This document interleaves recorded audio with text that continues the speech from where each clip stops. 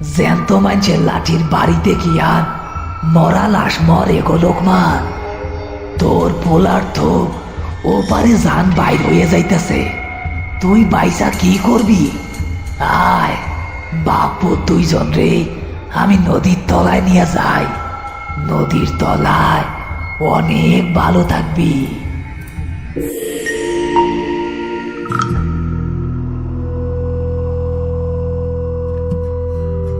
গ্রামের শেষ মাথায় নদীর দিকের কাঁচা রাস্তা।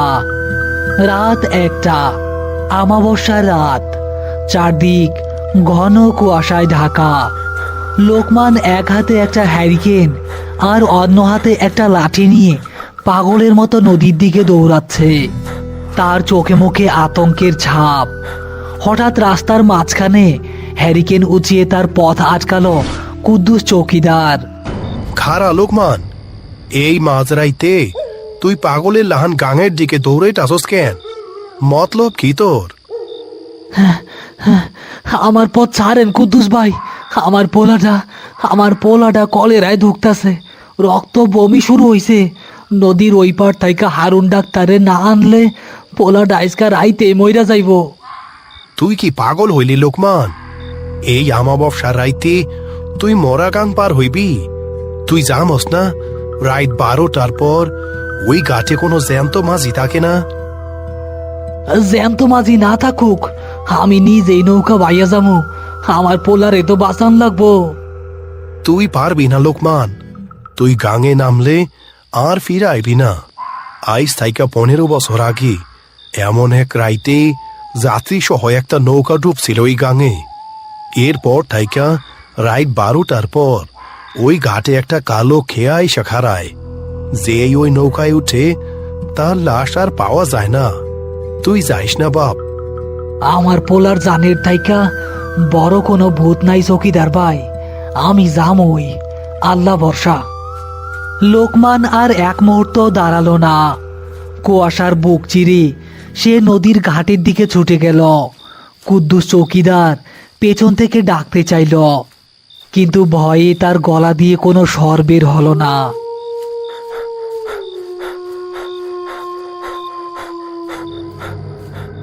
মরাগাঙের পরিত্যক্ত খেয়াঘাট। রাত 1:20। ঘাটের পরিবেশটা শ্মশানের মতোই নিস্তব্ধ। নদীর পানি কুচকুচে কালো, কুয়াশা এতটাই ঘন যে নদীর 10 হাত দূরের জিনিসও ঠিক মতো দেখা যাচ্ছে না। বাতাসে পচা মাছ, মরা শামুক আর পোড়া কাঠের একটা উৎকট বোটকা গন্ধ। মাঝি ভাই, ও মাঝি ভাই, ঘাটে কেউ আসো নাকি? আমার একটু পার কইরা দেও, ডাবল ভাড়া দিমু। লোকমানের গলার আওয়াজ নদীর কুয়াশায় ধাক্কা খেয়ে আবার ফিরে এলো। কোনো উত্তর নেই। লোকমান হতাশ হয়ে মাটিতে বসে পড়তে যাবে, ঠিক তখনই নদীর ঘন কুয়াশার ভেতর থেকে একটা শব্দ ভেসে এলো। কেউ খুব ধীর গতিতে লগি ঠেলে নৌকা নিয়ে ঘাটের দিকেই আসছে। লোকমান দ্রুত হ্যারিকেনটা উঁচু করে দাঁড়ালো। কুয়াশা চিরে একটা পুরনো কালো রঙের নৌকা ঘাটে এসে ভিড়ল। নৌকার গলইয়ে একজন লোক বসে আছে। তার পুরো শরীর একটা কালো চাদরে মাথা থেকে পা পর্যন্ত ঢাকা, মুখ দেখা যাচ্ছে না। হ্যাঁ হ্যাঁ, মাঝি ভাই, স্বয়ং আল্লাহ তোমারে পাঠাইছে, আমারে জলদি ওপারে পার কইরা দেও ভাই। পোলাটা আমার মরণাপন্ন, কখন কি হয়ে যায় কোনো ঠিক নাই। ওপারে যাইবা? আচ্ছা ওইটা বসো।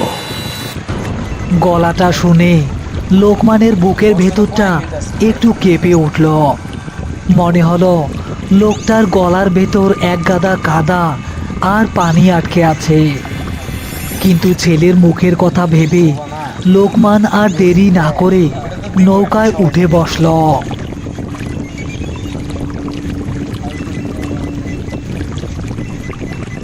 রাত 1:35।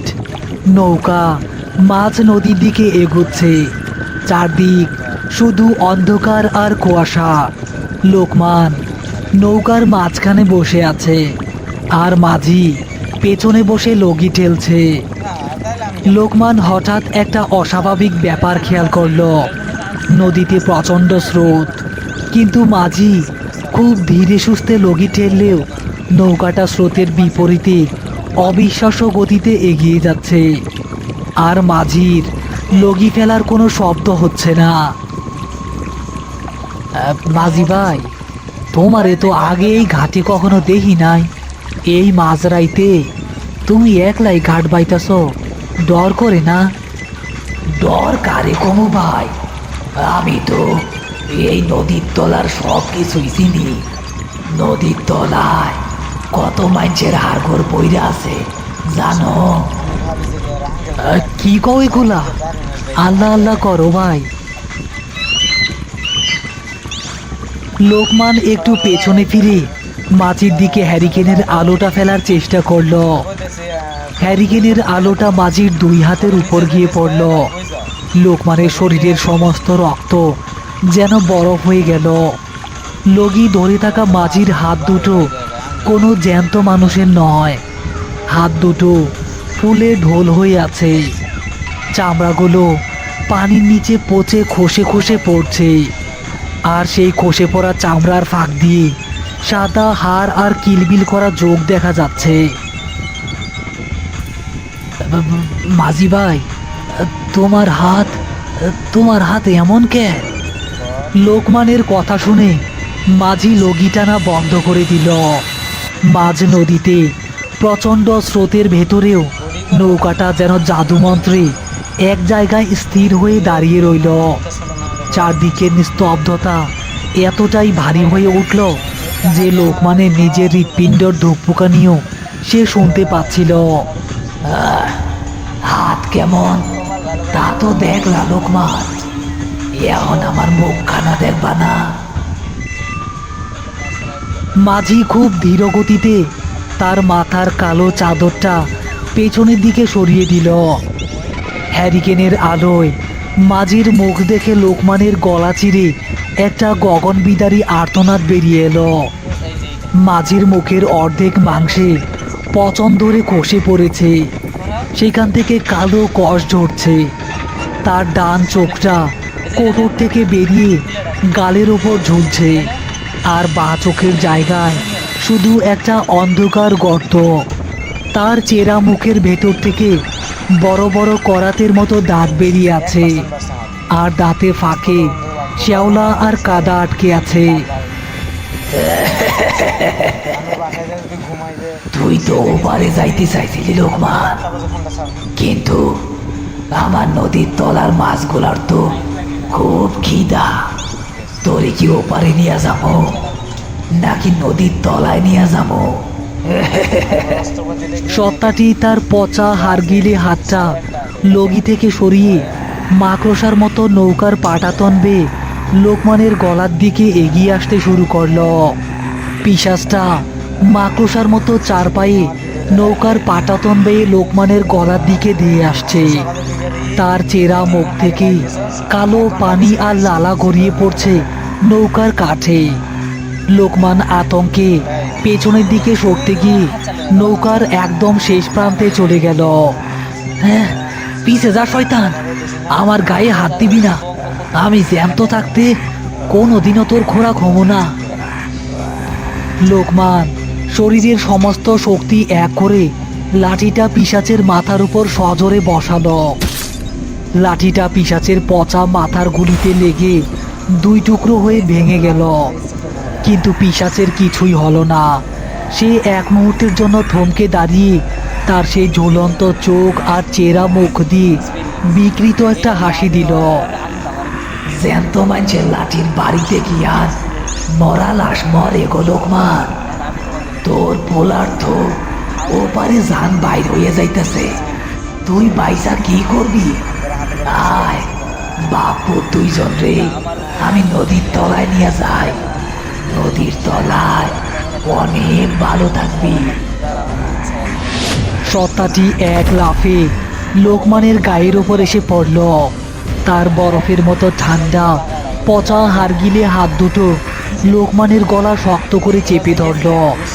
লোকমানের মনে হলো হাজারটা যোগ একসাথে তার গলার রক্ত শুষে নিচ্ছে। তার নিঃশ্বাস আটকে এলো, চোখ উল্টে যাওয়ার উপক্রম হলো।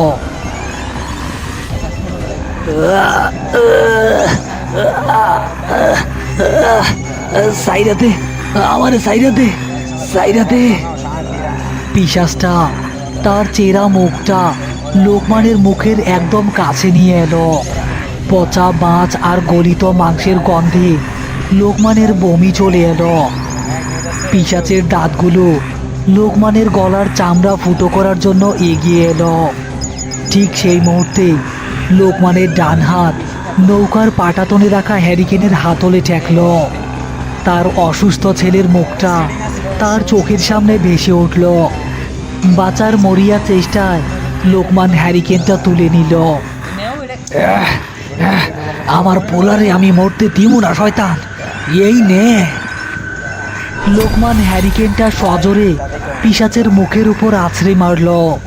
হ্যারিকেনের কাঁচ ভেঙে কেরোসিন তেল পিশাচের মুখের আর বুকের উপর ছড়িয়ে পড়ল। মুহূর্তের মধ্যে জ্বলন্ত সলতে থেকে আগুন ধরে গিয়ে পিশাচের পুরো শরীরে দাউ দাউ করে আগুন জ্বলে উঠল। আগুনের লেলিহান শেখায় পিশাচটা লোকমানকে ছেড়ে দিয়ে নৌকার পাটাতনে ছটফট করতে লাগলো।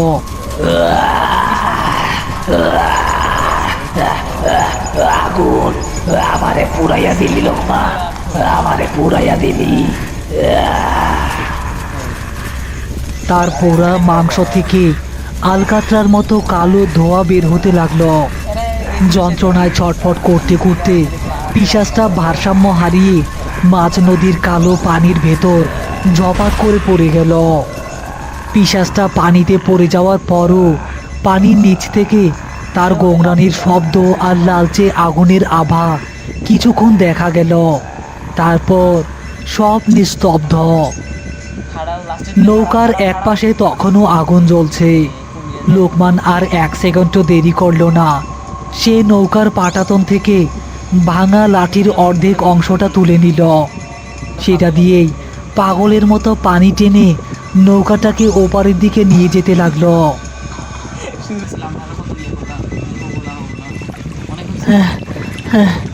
আল্লাহ গো, আমারে পার কইরা দেও। আমার পোলাডারে শুধু আজকা বাঁচাই গো খুদা। আমি আর তোমার কাছে কিচ্ছু চাই না, আমারে শুধু আজকা পার কইরা দেও। মাঝ নদীর স্রোত আর কুয়াশা পার হয়ে কোনো মতে লোকমান ওপারে ঘাটে এসে নৌকা ভেড়ালো। সে আচার খেতে খেতে নৌকা থেকে নেমে শহরের দিকে হারুন ডাক্তারের বাড়ির দিকে পাগলের মতো ছুটতে শুরু করলো।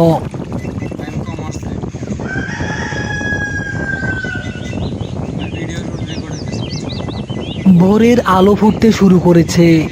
লোকমান আর হারুন ডাক্তার বড় রাস্তা দিয়ে রিক্সা করে গ্রামের বাড়িতে এসে পৌঁছালো। লোকমানের সারা গায়ে কাদা, কপালে আর গলায় কালশিটে দাগ। লোকমান দৌড়ে ঘরের ভেতর ঢুকলো। তার স্ত্রী খাটের পাশে বসে কাঁদছে। খাটের ওপর 10 বছরের ছেলেটা শুয়ে আছে। বউ, বউ, ডাক্তার নিয়ে আইছি। আমার পোলার কি অবস্থায় হন? আপনি এতক্ষণ কই আছিলেন? রাত 3টার দিকে পোলার তো হঠাৎ কইরা বমি বন্ধ হইয়া গেল। গায়েও এখন আর কোনো জ্বর নাই। আরে ছেলে তো সম্পূর্ণ সুস্থ, কলেরার কোনো লক্ষণই তো দেখছি না। নারী তো একদম স্বাভাবিক। তুমি খামোখাই এত রাতে ভয় পেয়ে গিয়েছিলে লোকমান। আল্লাহ রহমতে এখন আর কোনো ভয় নেই। লোকমান স্বস্তির নিঃশ্বাস ফেলল। সে দৌড়ে গিয়ে ছেলেকে বুকে জড়িয়ে ধরল। তার চোখ দিয়ে অঝরে পানি ঝরছে। গত রাতের সেই ভয়ঙ্কর নদীর কথা তার কাছে এখন নিছক দুঃস্বপ্ন মনে হচ্ছে। হ্যাঁ বাজান আমার, তুই বাইচা গেছস। আল্লাহ আমার দোয়া কবুল করছে রে বাজান, আল্লাহ আমার দোয়া কবুল করছে। ডাক্তার ব্যাগ গুছিয়ে চলে যাওয়ার জন্য দরজার দিকে ঘুরলেন। লোকমানের স্ত্রীও ডাক্তারের সাথে বারান্দায় গেল। ঘরের ভেতর লোকমান আর তার ছেলে একা। ছেলেটা খুব ধীরে ধীরে বিছানায় উঠে বসলো। লোকমান হাসি মুখে ছেলের দিকে তাকিয়ে আছে, কিন্তু হঠাৎ ছেলেটা তার মুখটা লোকমানের দিকে ঘোরালো। লোকমানের বুকের রক্ত যেন জমে বরফ হয়ে গেল। তার হাসিটা মুখের উপর শুকিয়ে গেল। ছেলের ডান চোখটা স্বাভাবিক, কিন্তু বাঁ চোখের জায়গায় কোনো মণি নেই। সেটা একটা ফ্যাকাশে সাদা গর্ত। আর ছেলেটার ঠোঁটের কোণে একটা পৈশাচিক বাঁকা হাসি। বাজান, তোর চোখ এমন হইয়া গেল কেন? কি হয়েছে তোর? ছেলেটা মুখ খুলল, কিন্তু তার ভেতর থেকে 10 বছরের কোনো বাচ্চার গলা বের হলো না। বের হলো সেই মরা গাঙের পিশাচের গড়গড়ে পানির বুদবুদ ওঠা গলা। ডাক্তার তো আনলি লোকমান, কিন্তু নদীর তলার রাইতের বাতাস তো বড় ঠান্ডা। তুই তো আমারে আগুন দিয়া ফালাই আইছিলি, তাই নদীর তলা থাইকা আমি তোর পোলার শরীরের ভিতরে গিয়া একটু গরম হইলাম। লোকমান আতঙ্কে চিৎকার করতে চাইল, কিন্তু তার গলা দিয়ে কোনো শব্দ বের হলো না। সে ফ্লোরে উপুর হয়ে পড়ে কাঁপতে লাগলো। তোর পোলা তো আজকা রাইতেই মারা গেছে রে লোকমান। এমন থাইকা তোর ঘরে তোর পোলার চেহারায় আমি থাকবো। ছেলেটা হাসতে হাসতে তার মুখ থেকে একদলা কালো দুর্গন্ধযুক্ত নদীর কাদা ফ্লোরের উপর ছুঁড়ে ফেলল।